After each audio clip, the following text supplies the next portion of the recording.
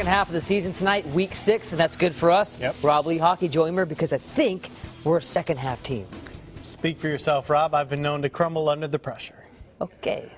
Going to be a tough second half. Well, so far this season, we've had some outstanding games. I'm hoping to have another one tonight. St. Paul's and Spanish Fort, our game of the week. 2 top 5 teams going at it on the hill. And that's where we find Russell Colburn. Russell, obviously Viger is in the mix in 5A Region 1, but this one has major region title implications. Absolutely. The winner here is certainly in the driver's seat with Viger if they win tonight over Gulf Shores, if I'm not mistaken. Now, guys, lucky for you, I heard you talking before. I'm a second half reporter, so you guys are in luck there. But this one, a rivalry game, everything you'd like about high school football, loud stands, packed house, even some pushing and shoving after the play leading to some penalties. But you got to love it with high school football. These guys, a lot of intensity, ready to win this one. Let's get you caught up. We're almost through 3 quarters here at the Hill. I'm Alabama's quarterback, A.J. McCarron, St. Paul's Class 09. You're watching Game of the Week. Thank you, AJ. I'll take it from here. Spanish Fort gets great field position on their first drive, but can't score. So here's St. Paul's. Bradley Paget to Jerry Williams. Off play action just like that. It's 7-0 St. Paul's. More Saints. Paget, he'll hand to Austin McPherson. He's going right up the middle and in. It's 14-0 Saints at that point. But Spanish Fort looking to answer later in the half. Quarterback Joel Poe hands to Ed Autry. Some tough running here. That would set up a Toro score. It's 14-7 now. Autry left the game, though, in the second half with a high ankle sprain. He's crucial to this Toros offense. Ensuing kickoff. This is Kylan Towner for St. Paul's. He's going to go down the sidelines, right in front of the Toro sidelines here. The St. Paul scores off of that great return, and the lead is back to 14 to that point. But Toro offense trying to come back in this one. It's getting messy for Joel Poe in the offense. Here he's picked by Xavier Carmichael looking for Blaine Crane. That makes it 28-7 after the St. Paul Saints score on that. Then before the half, Spanish Fort just trying to make something happen before the half is over. Poe looking in the direction of Crane again. He's picked again. Same time, Carmichael. That keeps it at 28-7 before the half. We stand at 28-14 here at the beginning of the fourth quarter, guys. A lot of intensity, like I said. St. Paul's has the ball early in the fourth quarter, looking to add to their lead, but this one is far from over. All right, thanks a lot, Russell. We're going to check in with you a little bit later because that game obviously has a ways to go. Yeah, Joel Poe off to kind of a shaky start here, but I've seen Joel Poe in action. He is a great quarterback. He could lead him back. We'll see what happens. Thanks a lot, Russell. All right, Russell. Absolutely, he could. Yep, thanks, buddy. We'll catch up with you a little bit later. Well, Blount coach Mark Hurt and McGill-Toolen coach Bart Sessions have a little something in common. Both worked as defensive coordinators at Daphne before taking over their current teams, and they've both been very successful so far. The Hertz Leopards are 4-1, unbeaten in the region. Sessions and the Jackets unbeaten this year. Check out this guy, Joe, this little kid here. Watch this. Oh, he's going for 5 seconds of glory. He's going to run through the and then he's out of there. He's going to run through the tunnel right there. Boy, disastrous start for Blount. They already fumbled it on their first possession, on the first carry of the game.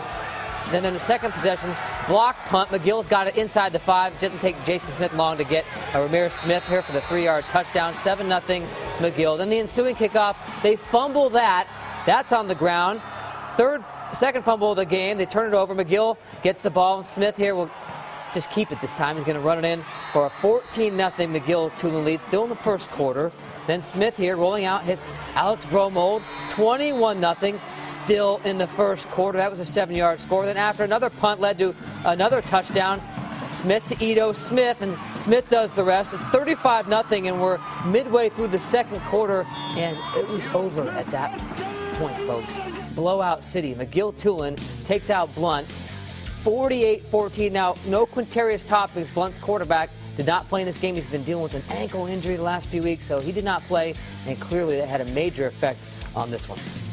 Mobile Christian off to one of their best starts in school history. 5 victories, no losses. Keeping the Leopards on the prowl is dominant junior running back Tyler Rogers, and there is Mr. Rogers on the sideline, getting psyched up before the game here. Let's go. Let's do this time. Yeah. Let's go. Yeah. Let's go. Let's do this thing. That's what you got to say before the game. And he starts strong. He is doing the thing. 55 yards through defenders, busting to the outside, and no one can catch him.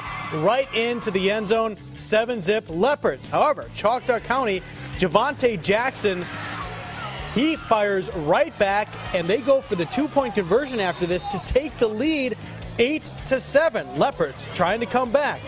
But Terrence Doss pulls in the interception, and Choctaw goes into the first half with an 8-7 lead over undefeated Mobile Christian. Now, Rob, there are moments when you remember there are things that are much more important than the game itself. This was the coach for Choctaw County being carted off in an ambulance. They stopped the game midway through the second quarter and said a prayer. I talked to someone about 20 minutes ago who said that they heard he is being treated at Providence Hospital and is doing okay. He had some heart problems earlier this week, so our thoughts and prayers are with the coach and all the fellas at Choctaw County.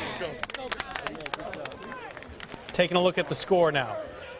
37-20 is the final. Mobile Christian winds up on top on this one, but once again, thinking about the coach and his family and the players over at Choctaw County. Absolutely. We hope he's going to be okay. Well, you know, if they voted for the most underrated team in the area, Davidson would certainly pick up some votes. The Warriors only lost this year, a 1-point setback to McGill-Toolen, which each week looks even better and better. Yet the Warriors outside the state's top 10 heading into tonight's game at Theodore, and they made quick work of the Bobcats with Alonzo Rhodes on the punt return and turns on the Jets. He's gone.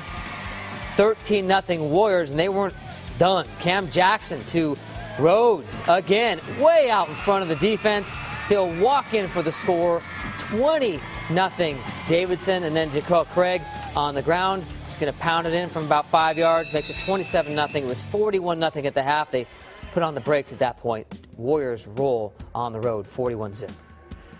All right, over to Baker at Alma. Bryant. The Hurricanes painting themselves blue, getting ready for the game. A little face paint action. Picking up the game at 3-3 first quarter. Connor Kramer to Tyron Williams for 15 yards for Bryant. Same drive. Kramer to Justice Bowie for the rushing touchdown. 11-3 after the 2-point conversion. Now we'll pick it up with a little defense here in the second quarter. 3rd and goal. Forrest Anderson sacked for the loss, so the drive stops there.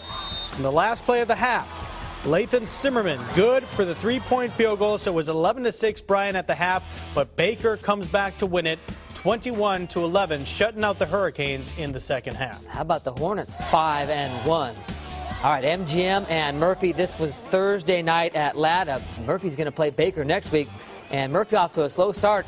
Down 3-0 in the second quarter till Michael Hudson busts 161 yards right at you and just tripped up. That actually saved a touchdown. So they settle for the field goal. It was 3-3 in the second quarter. Vikings then on a late charge in the second half on 4th and 10. Burton Chappelle to Joshua Daniel, 27 yards for the score. It was 10-3 MGM at the break, but Murphy pours it on in the third quarter. They scored 21 straight, and they go on to win it, although it was very tight, 33-29. So Murphy holds on for the win, but Joe, MGM is a winner tonight as well. That's right, because they have a sweet deal, the sweet, sweet sounds of their band in this week's Sweet Band of the Week.